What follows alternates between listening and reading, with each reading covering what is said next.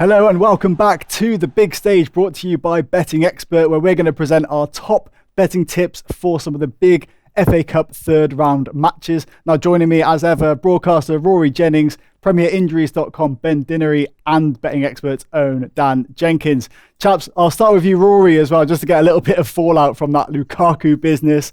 As a Chelsea fan, give us your reaction just very quickly. I mean, it was appalling, wasn't it? I was in such a good mood with regard to Chelsea and with regard to Lukaku. Like Aston Villa, we played Aston Villa away on Boxing Day. The Villa Park away end was resonating to the Romelu Lukaku chant from the Chelsea fans. He led us to victory that day. The Chelsea fans were adoring him, and we truly believed at that moment that we were about to see the £100 million man. He was the man that was going to see us become a different team. You know, we were European champions, but Romelu Lukaku was going to be the missing piece of the jigsaw puzzle. And look at what he has done to come out with those words. It is, for me, completely unforgivable. I'm truly livid with him, and I don't think he should ever be forgiven. I think that we have to be adults about it. I think that we have to be adults, and Chelsea need Lukaku. Lukaku's the best striker at the club. So that's cool. Let him do his thing. But don't expect any love, don't expect any loyalty, don't expect any support from me ever again, because I am truly burned by this. It was so unnecessary. And the thing with Romelu Lukaku, you know, certain footballers in the past, you can say they've made a mistake. I don't think that's true with Lukaku, because I think he's too clever. I think he's such an intelligent bloke. I think he speaks 9 languages. Everything that he says is measured, well thought out, with an ultimate objective. And I think he knows exactly what he's doing here. And for me, we're done. But we need him to score some goals this season, because I'm slightly concerned about our form. What reception do you think he'll get at Stamford Bridge the next time you see him running out? Well, in the game against we played Tottenham in the League Cup, and obviously League Cup isn't the best measure, because cup games generally the season ticket holders don't all go, so you get a slightly less tribal support, a slightly less devoted support. And I think that the reaction, I wasn't at the game against Tottenham, but from what I've heard and spoken to many people who were, it was fairly insignificant. There wasn't a reaction to him either way. There was no real support. There was no real hatred. But I think the test will come when he plays at home in a league game. And if he misses some chances, he missed 2 big chances against Tottenham. There was a header where he totally misjudged it. He kind of went up for the header and ended up heading the ball when he was on the way down, like misjudged the timing completely. And then there was one a snapshot where he's kind of hit it straight at Lloris. But if he keeps missing chances, and those 2 chances were good chances, 2 chances he should have scored. If he keeps missing chances, I feel like any patience, even the most forgiving of Chelsea fans, if he scored 5 goals all season. If he doesn't add to that very soon, I feel like it could become a bit of a cauldron of hate for him in the stadium. Well, especially if you're there, right? You're not going to be his biggest fan. I'll be leading, yeah, absolutely. I'll be leading it. But while I got you as well, Rory, let's talk about the FA Cup. Just some of your biggest memories, your fondest memories of FA Cups gone by, experiences of you being at the finals perhaps, or just, your memories and feelings towards the FA Cup. I love the Cup. And do you know what I will not tolerate? I can't make this rule on your channel, but on my own channel, what I will never tolerate is any slander to the Cup. If you come onto my channel and you deliver any slander to the FA Cup, you're off. I close the screen on you, because it is a trophy. It is a trophy that deserves only respect. I'm very proud of Chelsea's traditions in the Cup. We've always taken it seriously. You know, when there were times when, Manchester United didn't compete in it one year. Arsenal under Wenger quite often would play weakened teams. Chelsea have always taken this competition very seriously, and I'm very proud of that fact. I love it. I love a day out at Wembley. I hold it in the highest regard. I think anybody who would prioritise, say, some people, which to me is the mark of a lunatic, they genuinely prioritise top 4 over an FA Cup win. I just can't process that. It's fair enough, have your opinion, but it basically means you and I can't talk football again, because I don't know what you're talking about. Completely in agreement with you there. That's the FA Cup for me as well. It's like the highlight of the summer as well. And you get that, the May kickoff, usually the sunshine and everyone feels good. The FA Cup should mean a lot. And obviously it all starts here for the big sides in round 3. But let's bring in Ben Dinnery as well. You touched on there, Rory, the point about big teams making changes. But can you just tell us, how many changes do those big teams make on average? Yeah, typically over the last few seasons in the third round games, teams will make between 6 and 7 changes, dependent on that level of opposition. Fully enough, against Premier League opposition, it tends to be slightly higher than maybe those who are playing Premier League against maybe League One or League Two opposition, where it has dipped below 5 changes for the game. So, like I say, it comes at a very difficult period, a very condensed fixture period, a lot of injuries, obviously seriously impacted as well on COVID. So we are expecting to see, big numbers this time around. And to bring in Dan as well, with those kind of changes going on a lot during the FA Cup, how do you go about finding the value bets when it's really hard to figure out who is actually going to start the games? Yeah, well, I like looking at the underdog matches. It's one of the things I love about the FA Cup is you get the lower league, even non-league sides coming up against Premier League sides. I love looking at those for value. It's so hard it's a lot easier for the bookmakers to rank Premier League sides against Premier League sides, but there's so much unknown for non-league sides just because bookies tend not to have as much information about them. It's hard to find where the goal line is going to be, where the Asian handicap line is going to be. So I'd look at those those mismatched fixtures. Those are the ones where you find the value in the FA Cup. And speaking of value as well, Dan, your Christmas cracker, ACCA, I want to talk to you about that as well. So you had 7 winners on Boxing Day. Just talk us through that and how you came about those selections. Well, careful research, and if you want the tips, go to bettingexpert.com/news. No, it's a really good month for me. I think I was plus 100 units in profit for December across all competitions. So yeah, let's hope for more of the same in January. Absolutely. Well, let's hope for more of the same in today's show as well. The first game we are going to look at is one of those Premier League clashes. It is Leicester against Watford.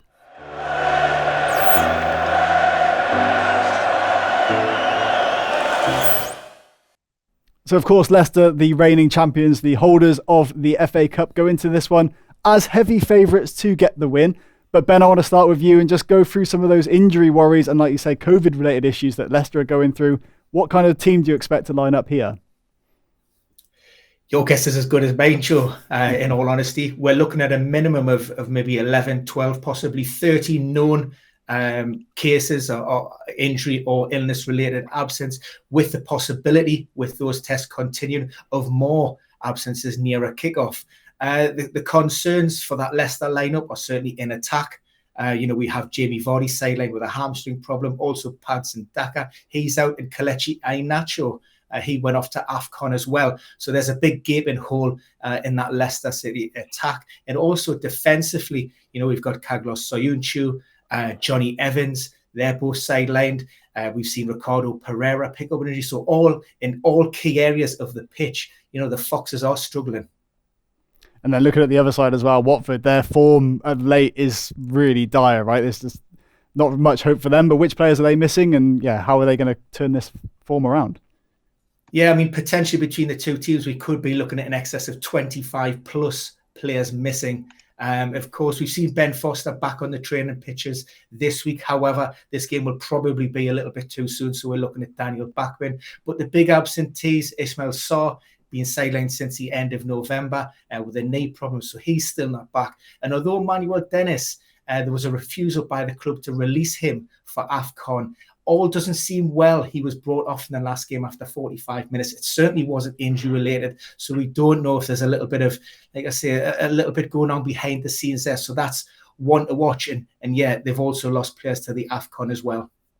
All right, let's get to the prediction for this one. We've got Dan Jenkins. Let's start with you. Your best bet for Leicester against Watford. Yeah, I'm going over on goals here. I don't think it'll have quite as many as the 40 win Leicester had over Watford in the Premier League earlier in the season, but I think there'll still be a few goals.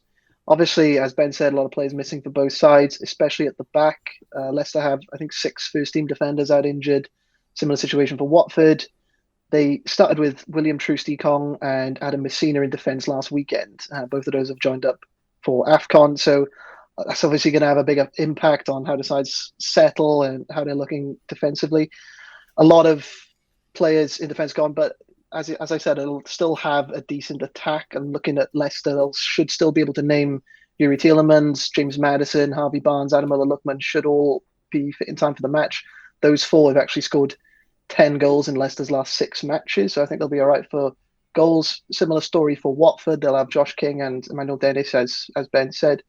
I think that gives them a good chance of getting on the score sheets. They're getting close. I've gone for over 2.75 goals. That's where the goal line is. I think the bookies are kind of a little bit over for that. So that's my bet. That's at 1.97 with 10 bet. And Rory, you're finding it a little bit hard to split these two, right? Which way do you see the match going? Yeah, I can't separate them. I think it's got a draw written all over it, to be honest. I feel like Leicester are smoke and mirrors, and I just don't know what's happening to Watford. Like, apart from, they had two big results, didn't they, under Ranieri? Do you remember they had that massive result at Goodison Park and then the Manchester United one? But apart from that, it has been awful. So I can't really separate them. So I've gone for a draw.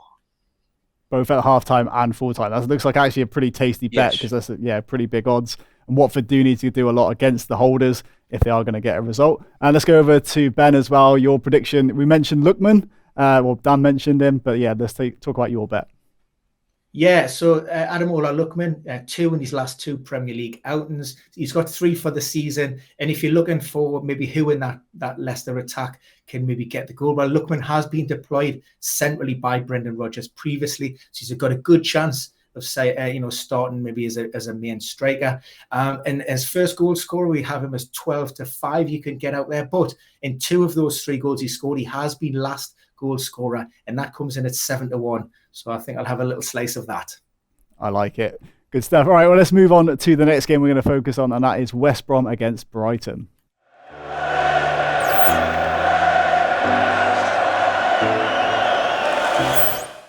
So West Brom currently 4th in the Championship, coming up against a Brighton side that perhaps some may think are even maybe just good for the Championship, not particularly a very strong Premier League side. But Rory, let's have your take on both of these two. How much have you seen of West Brom, if anything, this season compared to Brighton?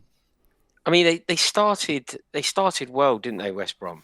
But for me, this is all about Brighton. Like, I went to the Chelsea-Brighton game, but in the lull between Christmas and New Year, and I've been fairly derogatory when talking about Brighton. I've been fairly scathing when talking about Graham Potter.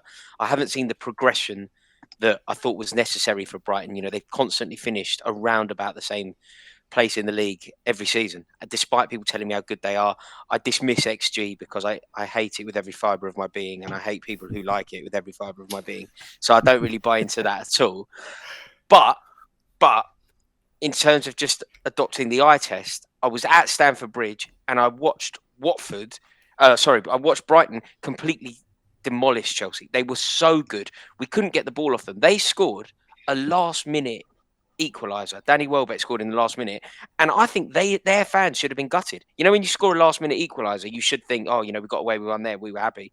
I still think, despite scoring that late, that their fans should have been gutted that they didn't get 3 points. They were so much better than us.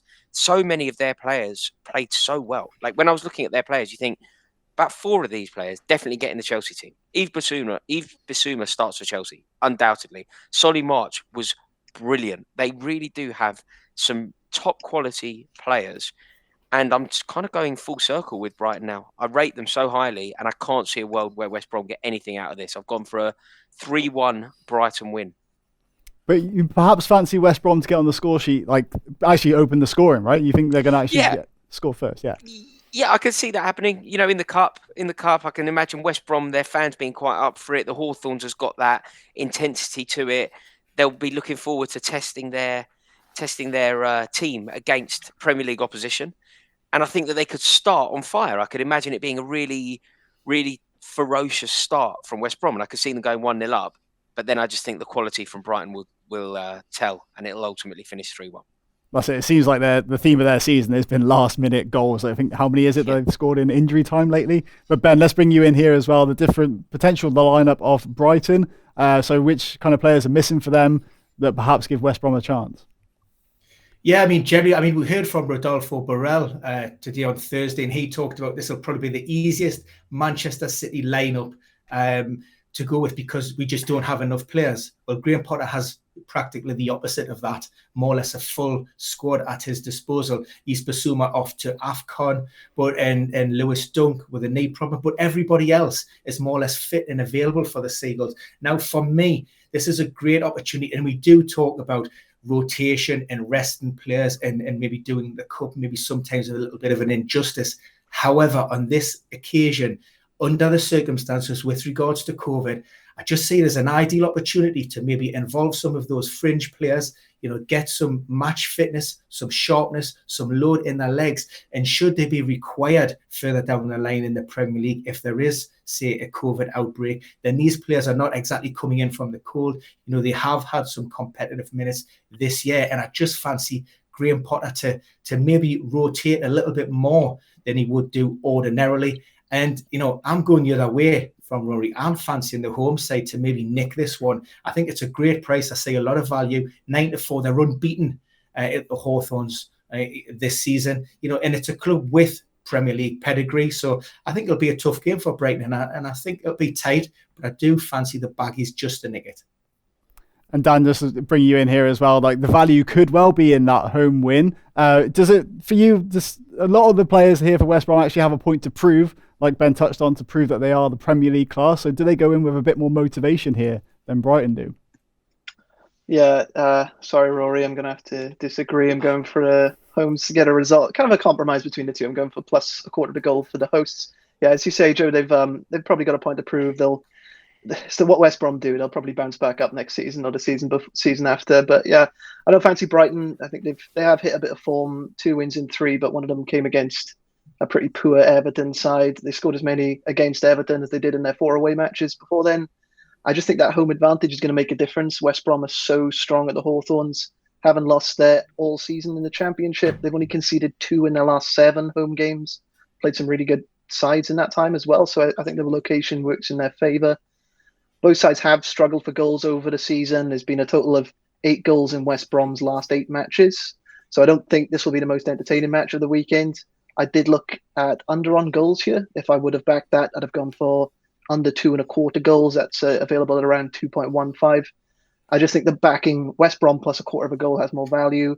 I can see Brighton focusing more on the Premier League with their upcoming fixtures and not really worrying about the cup so much. So that's what I'm going for. That's at 1.96 with Bet365. And here, yeah, like you say, if Brighton do drop some players, it's like a good test between a first team in the Championship against reserves in the Premier League. And I think traditionally we've seen that Championship sides should be too strong. So yeah, that's why we're all collectively, I know Rory's not going for a West Brom win, but the pointing towards West Brom at least getting something from the game. All right, well, let's move on to the next game we're going to look at, and that's West Ham against Leeds.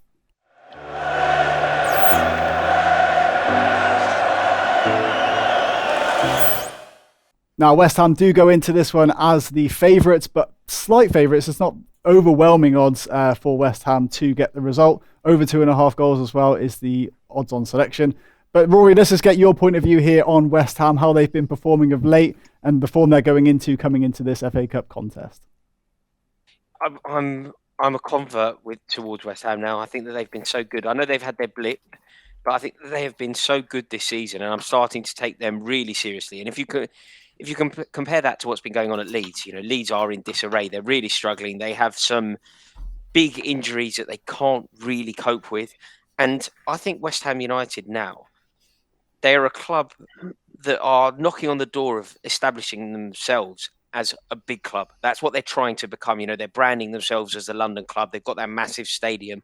They're starting to see the brilliance on the pitch. They're making some astute signings. The thing that they are lacking is silverware. And I think David Moyes would love to win silverware. He's struggled for silverware himself. So I can see that his own personal ambition and what West Ham United need. I think a lot of clubs these days prioritise top 4 over silverware. But there are exceptions to that rule. I think Everton would be more inclined to pick silverware over top 4. I think Tottenham would be more inclined to pick silverware over top 4. And I think West Ham United are part of that. And for those reasons, I think the club are desperate for a trip to Wembley. I can only see West Ham winning this game fairly convincingly. I've gone for a West Ham 2-0 win. And to be comfortably at half-time as well, I think your tip is actually West Ham 2-0 at half-time. So yeah, nice comfortable start for West Ham there. Looking at the Leeds form as well, I mean, their track record in the FA Cup is pretty dire. Ben, bring you in here. Just tell us about how Leeds have been so bad in the opening rounds of the FA Cup. Yeah, typically I think it's 4 out of the last 5 seasons they've actually exited the competition at the 3rd round stage, and that includes some fairly mediocre opposition the Crawley Towns of this world, no disrespect. So it maybe that suggests that Marcelo Bielsa in recent times maybe hasn't prioritised the cup, although the players involved in that first team squad who started does inherently, fairly close to the side that starts in the league. So it remains to be seen, how Leeds go ahead of this one. But of course, as Rory touched upon, they are managing a lot of injuries. Although, this competition and this third round fixture does present a good opportunity from some of those players who are maybe coming back again, just to gain a little bit of sharpness and a little bit of fitness for that second half of the season push in the Premier League. Of course, that they're going to need to maybe edge away from that relegation dogfight. And Dan, let's have your view on this game as well. Do you see it going one way for West Ham, or do you think Leeds could actually get something from the match? I do fancy West Ham to get something from the match, but I just think this one is absolutely nailed on to be a high-scoring match. All the data points to it. Both teams have scored in 70% of West Ham's Premier League matches this season, highest in the division. Leeds are actually second place in that table at 68%. So I think over 2.5 goals has great value. I'm actually quite surprised that the goal line is so low. I'd have had it probably at 2 3/4, maybe even 3. West Ham have scored 9 in their last 3 Premier League games. I think they'll fancy themselves against this Leeds defence as well. Leeds have let in 17 in their last 5. They've only kept 1 clean sheet away from home in the Premier League all season. The only kind of worry I have is West Ham losing some attacking talent. Said Benrahma gone to AFCON. Pablo Fornals, I think, has got COVID. But fortunately, Jared Bowen has been in exceptional form for them in the last few weeks, so I can see him playing a big role. I'm going over 2.5 goals. That's a 1.90 with Bet365. And Ben, I know you're going for a similar bet as well. Well, the exact same bet, but what different reasons can you give for over 2.5 goals?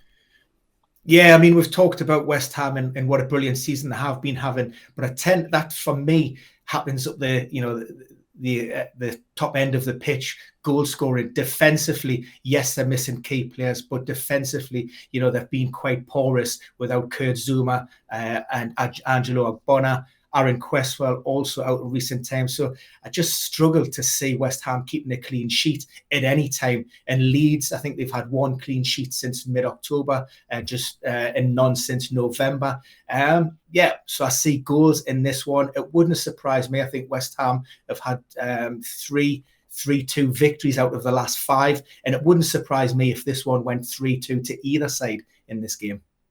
Yeah, so hopefully some entertainment on offer, at least from the West Ham Leeds game. All right, we're going to move on now to the last feature game we're going to talk about, and that is Man United against Aston Villa.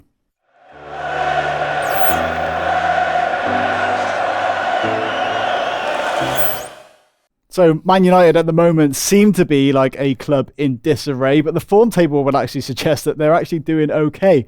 Rory, what do you make of the situation going on at United and Rangnick, whatever you want to call him, and how is it going there? The unrest.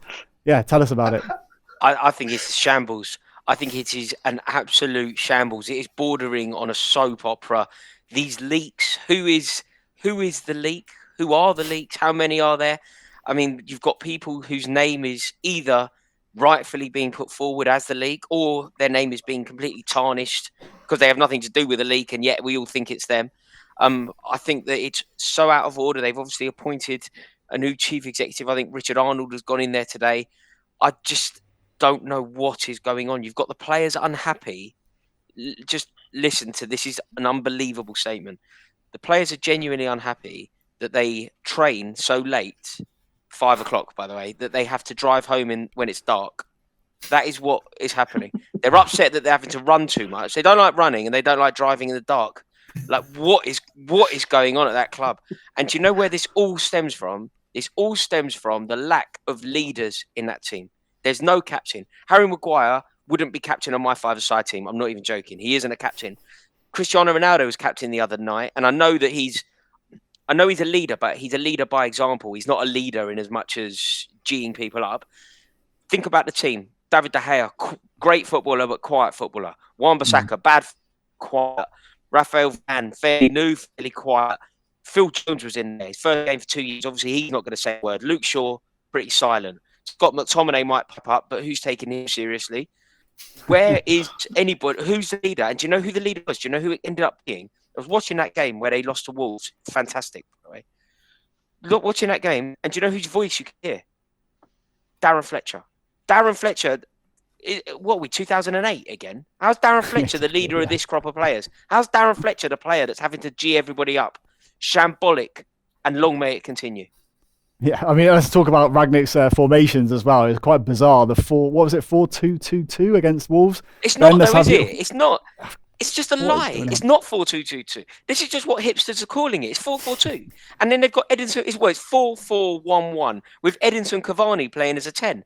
Everybody's telling me that this Rangnick's the best thing since sliced bread. If he was that good, why is he at Spartak Moscow in an upstairs position? If he's the best manager in the world, what is he doing out in Russia, not even as a manager? Exactly. I mean, yeah, you're exactly right. Ben, let's bring you in here as well. Your view on United and the shambles that seems to be going on off and on the pitch. Yeah, the eye test will tell us a completely different story to what we're seeing in terms of the form table. We've seen United arrive at St James's Park just a couple of games back, expected a tough game, and we were very disappointed not to take 3 points on that night. We absolutely battered them, if the truth be known. But up until that point, there had been glimpses of improvement from United, maybe a more settled and stabilised team. But then Rangnick goes and changes things around. The Wan-Bissaka and the Luke Shaw around the Telles and the Didier Dillon.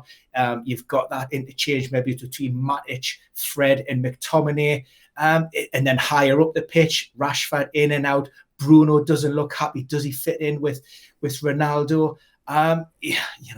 There's a lot of things going on there in the mix, and to me, they just don't seem a very cohesive unit. And yeah, look, it's hard to feel any sorrow for them. There's absolutely no tears shed on my behalf, no love lost whatsoever. So long may it continue. Absolutely. I mean, for me as a Villa fan as well, we've been losing there so often. Obviously, it was great to get that win in the Premier League, and now I feel like this is a great opportunity to come up against this United side. But Dan, let's have your value bet for United against Villa. Yeah, I'm back in Villa to get something from this match. I agree with the guys. Like, United are just, I don't know what to make of them. They've got attackers that don't look suitable for the system. Got Edinson Cavani, Cristiano Ronaldo combined age of 70, asking them to play a high pressing style. It's not going to work. Ronaldo's in the bottom 1% of forwards in the big 5 leagues for pressures per 90. Cavani is better, but he's still in the bottom half. Ronaldo, I'd argue, has been one of the worst signings of the season. And yeah, I just think you have to look at Bruno Lage's press conference, the Wolves manager, after they got that win at the weekend. He basically deconstructed Man United's tactics, proved how to beat them. I mean, the golden route is just to pass to your fullbacks, and I think that works in Villa's favour. Target and Cash have been amongst their best performers since Steven Gerrard took over. I fancy them to get something out this match in the 90 minutes, but there were some other bets. Under on goals, I think, is good. I just think Aston Villa plus 1 goal, that's at 1.83 with Unibet. I think that's the best value you're going to get out of this match. And Rory, let's have your reaction to that statement of Ronaldo being the worst signing for United.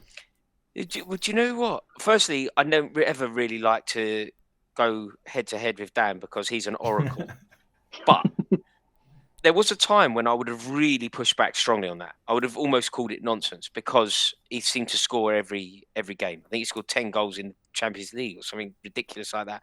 So the fact that he was delivering, the fact that he was scoring where necessary, the fact that he was winning points for Manchester United, that's what it was. He was responsible for 10 points in the Champions League. Yeah. His goals alone were responsible for 10 points. I felt like those statistics kind of made it impossible to say that he was a problem. Whatever the problem was, it's not the fellow who's pinging in a goal every time they play. However, firstly, if Dan says it's true, and secondly, it does seem to be that way that he is. Do you know? I saw a quote. I think it was in an article written by Jonathan Liu, and I thought that this quote summarised it perfectly. Dan, what do you reckon to this? It said something along the lines of Cristiano Ronaldo solves all of the problems that Cristiano Ronaldo creates. Yeah, hard to disagree. I mean, they wouldn't have needed him to get those points in the Champions League if they had a functioning team. He's come in, he's taken up so many places in the squad. Bruno Fernandes was one of the best players in Europe last season, and he's keeping him out of the team now. I just don't think it's working. Love that. Yeah, mate. I think there's something in that, but equally, if Manchester United are to have any success this season, it will be because they've got a world-class goalkeeper and Cristiano Ronaldo up front who can score goals. When Manchester United play in the last 16 of the Champions League, if they are to have any luck, it will probably be because Cristiano Ronaldo is on the score sheet. So I don't even know what you do with him, because he's the answer to your problems, but he's also the creator of your problems. And I mean, looking at how like the unrest or unhappiness, I mean, does that point to you, Rory, as well? There could be a bit of a feisty affair at Old Trafford against Villa. Could Villa kind of spark them up a little bit, and some of these players be a bit annoyed, and maybe potential for cards? No, I think that Manchester United will have a player sent off, but I think it's more likely to be for petulant idiocy rather than because that they are so desperate to progress and they get caught up in the moment. I don't think it's going to be that at all. I think that a big problem for this Manchester United team is the fact that there isn't enough fight, there isn't enough tenacity, there isn't enough hunger, there isn't enough desperation to win. It's all fairly passive. And then somebody will do something stupid and get themselves sent off. I mean, Steven Gerrard going back there is going to add something to it. I just think Aston Villa are going to win this game, though. I think it's going to be brilliant, but I think Aston Villa will win. You've got to be happy with that, Joe. Absolutely. And Ben as well, just to wrap up the great predictions for myself, go on, give us your best bet for United Villa. Yeah, I've got slightly more confidence than Dan in this one. I've went Villa straight up for the win in 90 minutes, and that comes in at 5-1. So for me, that's massive value and a great opportunity. Like I say, with the problems going there at Old Trafford, I think Villa can do, Steven Gerrard, get them pumped up. I think they can leave with a victory. Lovely stuff. All right then, chaps, we're going to move on now to our best bets for the round as well, for the third round. And now Ben and Rory both looking at the Chelsea match. So Ben, let's start with you and give us your best bet for the round. Yeah, I mean, it wasn't priority at first. I was edging towards Liverpool, but of course, the concerns with regards to COVID and whether that game goes ahead or not remains to be seen. So I moved to Chelsea and I looked at both teams to score in this one. And it comes in at a great price for me at 8-5. Just we've seen Chelsea's defensive frailties in recent games. Although, yes, they managed a clean sheet in the AFL Cup first leg on Wednesday evening. But I just think there's a little bit of a fragility in and around there defensively as well. They're also going to be missing numbers. Kante, that defensive hold midfielder, out. So we do expect Thomas Tuchel to make a few changes, and I see a vulnerability there. Now, I do expect Chelsea to, of course, steamroller them and go through comfortably, but I don't think it'll be without a scare, and I'm thinking maybe 3 or 4-1. Nice one. Rory, let's get your reaction to that as well. The defensive frailties of Chelsea, is that a decent bet then coming from Ben? Yeah, I think that is quite a good shout. I mean, Chelsea love conceding goals. We've gone full circle. We went from being like the most miserly team in the league to now a team that seemed to get a buzz out of conceding. So I think that there's definitely some mileage in what Ben said there. Our home form has been so shoddy. Aside from that, remember when we robbed 3 points off Leeds, which was a glorious night at the Bridge? But when we got that penalty in the last minute against Leeds, if you take that out of the equation, and that should have been a draw, Chelsea have drawn 5 at home in the league. And that includes teams, against teams that we should certainly be beating, Manchester United, for example. So I am slightly concerned by our home form, but I think Chelsea will win this game. I mean, it's the best possible tie that we could have. I can see Chelsea conceding, but in terms of how I think it could go, I think Chelsea will score a lot, and I imagine that Romelu Lukaku will like to use this as an opportunity to get on the score sheet, won't he? Well, yeah, we've gone full circle. As much as you hate him, you want him to score as well. So, yeah, hopefully that comes in for you. But Dan, just wrap it up with your best bet for the rest of the round, looking elsewhere beyond, the games we talked about.